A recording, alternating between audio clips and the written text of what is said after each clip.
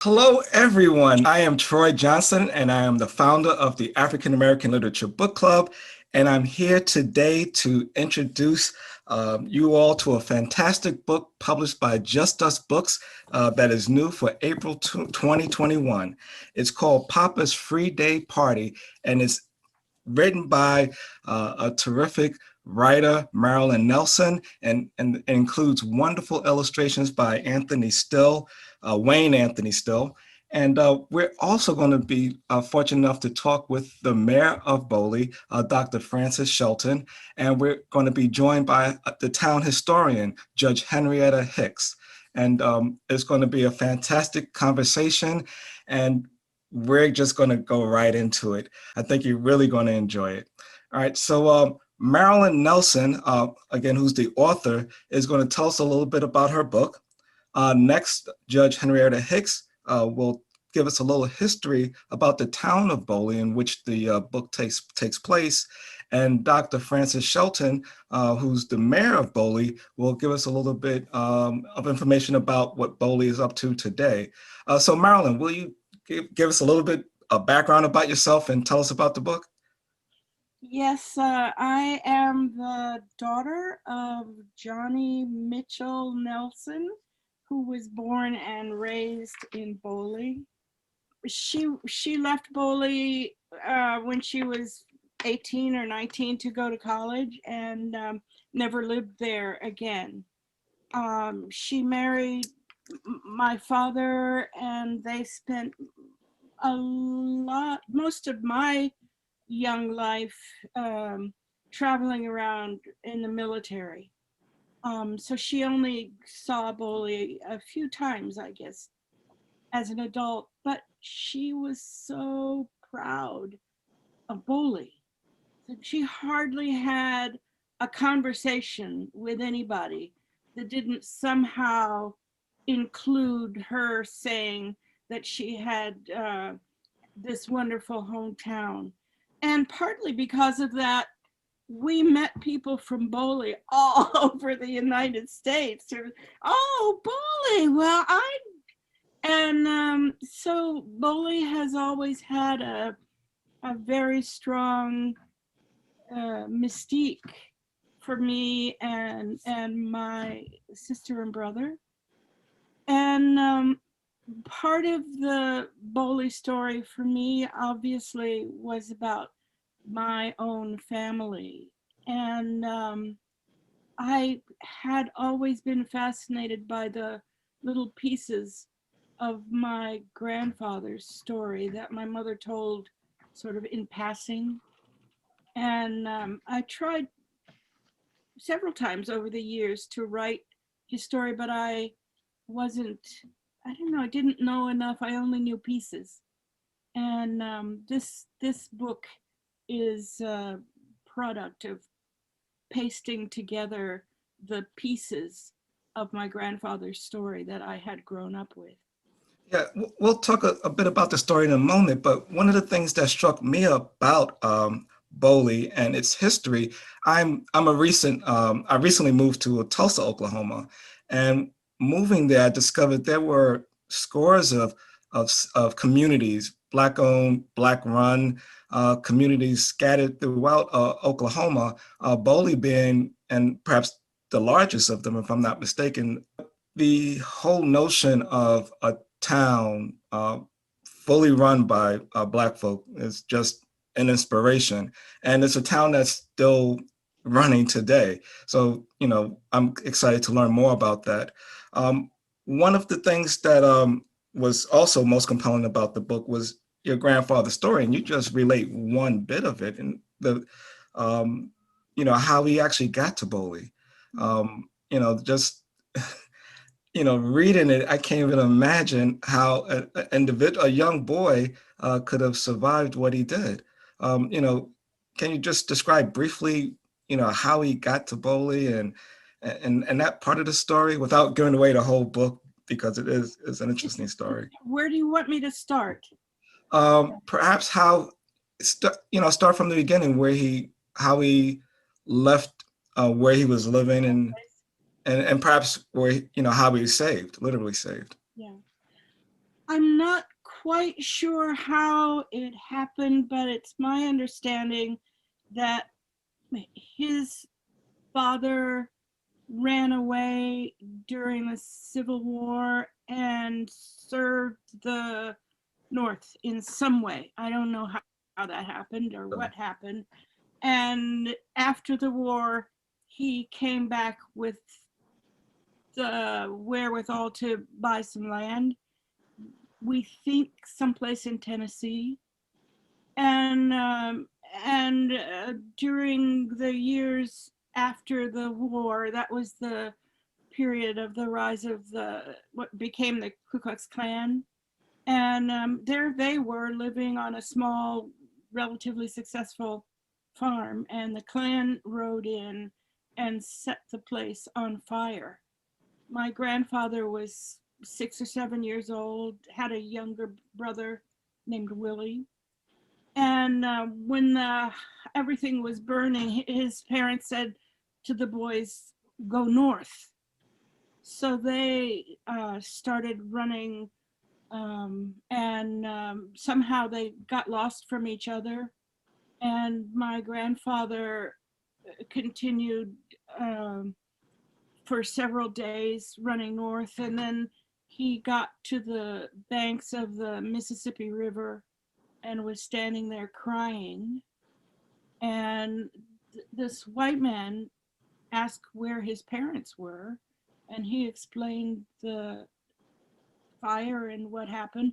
And this man said, well, why don't you come home with me? I have a boy your age, and the two of you can be playmates. And my grandfather went home with him and spent all of his childhood and youth with his family in Dorena, Missouri, the Bryant family. And how much of the story do you want me to tell? Okay, he wound up in Boley because he was a young man, and he was running the ferry, which was owned by the family. The ferry across the Mississippi, he was running it. That was his job. Wow. And one day he's running the ferry, and some rednecks got on and started harassing him, and he threw them overboard. And then he went home to his adoptive, it's called, and foster parents, and told them what happened. And they said, agreed that he needed to get out of town right away. And they put him on a train going west with some of their farm animals and with enough money to buy land. Wow. And he went to Boley.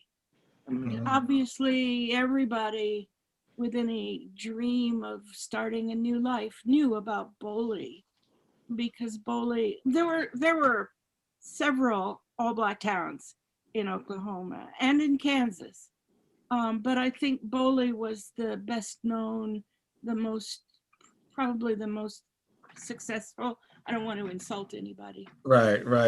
No, and in fact, that's probably a good segue to hear from Judge Hicks about the history of Boley and perhaps how and why it attracted so many people. You're going to be. The Boley story is a great story. And she doesn't have to embarrass anyone by saying of all the 50 Black towns that were established back with the Black Town Revolution, Boley was the largest. And we have been known as the crown jewel of the Black towns. Boley was started in 1903. And it was started because of the railroad. The railroad ran east and west. And it was a steam engine, as we have been told. And it had to stop every 6 miles to be watered because, you need that steam to keep that train going.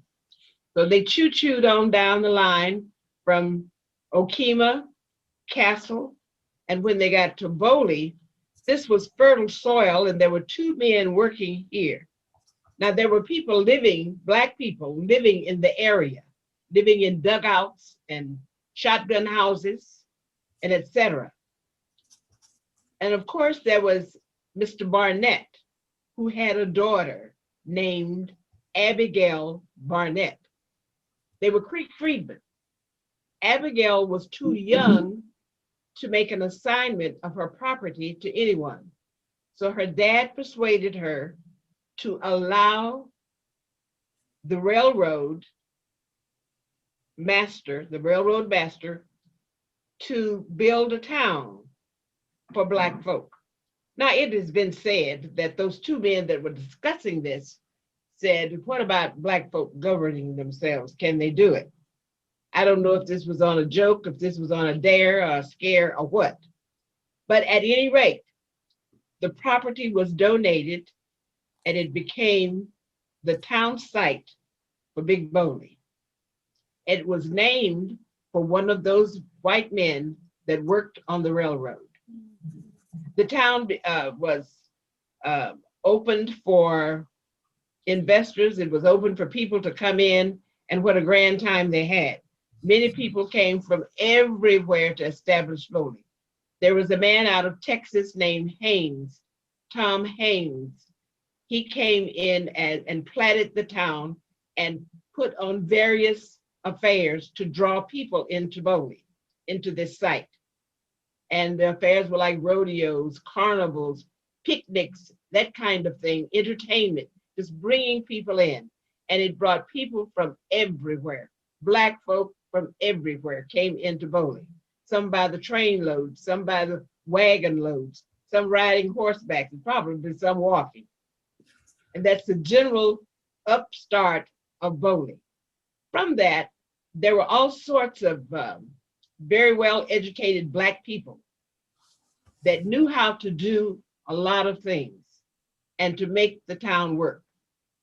In came carpenters, engineers, electricians, barbers, lawyers, physicians, and the like. And these people worked together to build the town. Boley had its own fire station, its own water system, its own electrical system. We finally got a telephone system too. That was in late years. But all of this was established by Black folk. They established a furniture store, a furniture business where they made furniture. They even made bricks. And they were so good, they even made soda pop. They called it soda pop then, but you know, we call it pop now, we call it soft drink. But they had all of these businesses, just to name a few, that were owned and operated by Black folk. I will stop there. And if you need to ask me questions, I will answer. All right, great. There was this one really popular story about the Dalton gang actually trying to rob a bank in Boley. It wasn't the Dalton gang. Who was that? Pretty Boy Floyd. Yeah. Well, Pretty Boy Floyd tried to make an unauthorized withdrawal. Not Pretty Boy Floyd himself, but his gang. Pretty Boy Floyd had told them, don't come to Boley. The people in Boley needed their money and they'd hurt you. And he did not come, but he had a gang, and the gang came in, as I said, and met their Boley Lou. They tried to rob the bank, but it was not successful. Yeah, that's a very prominent story. I hear that was one of the first stories I heard when I got to Oklahoma. Let me. There's an article about that attempted robbery in the New York Times. Yes, I know. Yeah. We have the whole book. We're going to. Oh, there's a book written about it as well. About the robbery? Yeah. I don't know. Well, yeah, there have been several books written, but I don't know about.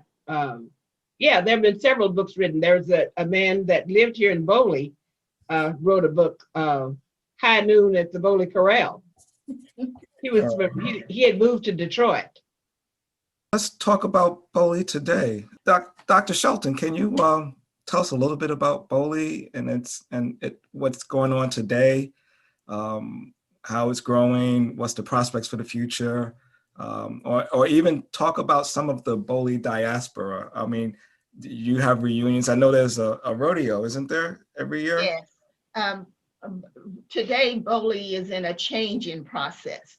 We're becoming part of the mainstream world. And so we have a number of different projects. Now, Henrietta is president of the Chamber of Commerce, and because of the COVID and a storm or something else, in the past 2 years, we had to delay the rodeo. And she can tell you what dates and everything at this time, and I'll bow out to that, and then I'll move on. Okay. Oh, yes, the rodeo is a big thing. And if you're in Tulsa, listen, half of your life needs to be down here at this rodeo. Sure. And that's going to be May the 29th and 30th, I believe, are the days. Plus the fact we're going to do a trail ride. Now, the trail ride, I thought I was going to be the first one to be on that trail ride, but when they told me I had to ride a horse, I took care of that. So they're going to have a buggy for me. But at any rate, the rodeo, it has been going on since 1961, every year. It was the first big rodeo draw in Oklahoma. Of course, there are others that have come on since that time. And I don't think I'm pushing the button when I said the first and the biggest. It was. For 2 years, we haven't been able to have it, as Francis has said, because of COVID and because of the weather. But this year, we're having the rodeo. People come in from near and far. Back in the years, we have had various people that we thought were really important to us and to Black folk to come in as our parade marshal. This year, I'm not sure who it will be, but we invite you in to see. The streets will be full and will be free. We'll have vendors on the street. We'll have a parade at 3 o'clock on the 29th. And I believe that trail ride is the 28th, and the trail ride will take you all around the greater Boley area, which will be lots of fun. Yeah, no, I will absolutely be there for that. Now, there was a street mentioned in Marilyn's book, Peach Street. Is that where the parade will be? Pecan Street. Pecan. I'm sorry. Okay, Pecan I'll Street. explain Pecan. Okay. Pecan is our main street when you turn off Highway 62 into Boley, which means that now you're traveling north into the town. We've added a park just off Highway 62 and Pecan, and that's for those visitors who just happen to be driving down 62 and look over. And when they look over, then they want to come in the park. It's a place you can sit and eat. There's a little playground. We're still working on that. Tourism is not, it's something that we do. And periodically there are tours that come into Boley to look us over, see what they can add to the process of our growth, or donate. Purchase items through the Chamber of Commerce.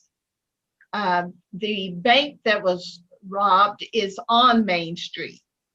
And when you start down that street, most people who are familiar with town will tell you that was the Farmers Merchants Bank, and that Pretty Boy Floyd's gang tried or attempted to rob it, or as Henrietta says, doing illegal unauthorized withdrawal. The Chamber of Commerce is very important in the community because that's how we're channeling our young people back in the community as members. They can play online. They're new members in the chamber. So that's an update, and it's growing. We've just upgraded Main Street all the way through to a point, and we're going to finish the rest of the asphalt all the way around to a little community that's called Childsville. That's also a Black community and considered part of Boley.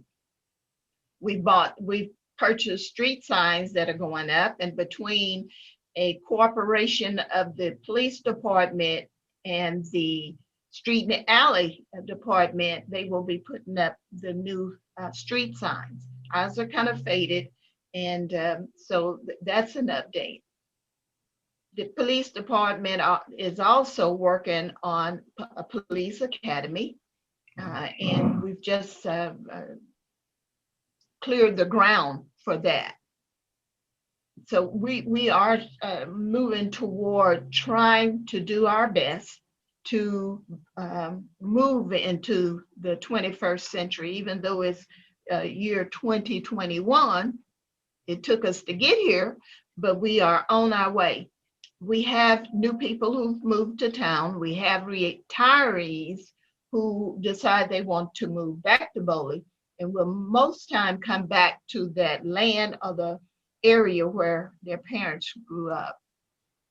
I was going to tell him, you do know that when Booker T. Washington came here in 1905, he declared that Boley was the most progressive Black town of all the Black towns, and we hold to that still to this day. Great. I mean, I'm proud to call this town the crown jewel of African American towns in this state.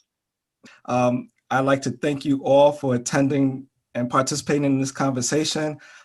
Papa's Free Day Party is an inspiring story. It's not just for kids. I actually, as an adult, got a lot out of it because it gives you a sense of history. It gives you a sense of the importance of Black communities and towns. And it's also an inspiring story. And I hope you got that from Judge Henrietta Hicks, who's the town historian for Boley, and Dr. Francis Shelton, who's the mayor of Boley. This is, again, an inspiring story. I hope you all will share this with your children, read it to your children, and make sure you support independent booksellers when purchasing this book, because these sales and these types of purchases go to help not just our community, but communities like Boley as well. So again, I thank you all for participating and enjoy Black books. Okay, Thank you. thank you. And the story to me is a metaphor for our Black journey in this country in many ways, if you really think about it. I mean, all the twists and turns and the various challenges that we face as a people, I think is sort of captured by this story too.